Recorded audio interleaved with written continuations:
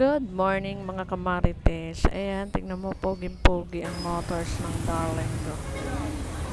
E pinuntahan ko yung malayo na naman mga kamarites. Saan ka? Baka ka magpunta sa biglang liko. Mahirap yun. Naku po, mukhang delikado to, nagkaabutan na. Ano bang inaabot niyo dyan mga lods? May abutang nagaganon.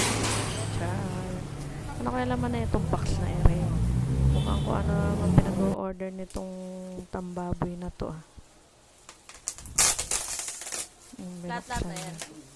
Kaya kung ano maisipan yan. Gorables lang. Kailangan pa ng gunting. Okay na sa'yo yan. Yan na lang pa. Gift ko sa pa-birthday ko sa'yo. Para hindi ganong magastos. Diyos. Alam mo naman, nagpapagawa ng bahay. Hindi na natuloy-tuloy. Umayiwa kami. Kaya tiis-tiis muna tayo. Puti. Sa for the goal. Char.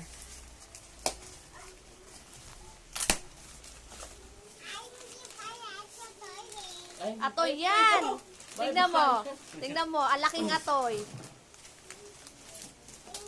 Ay, yung plastic. Akala ng pamangking ko, atoy daw.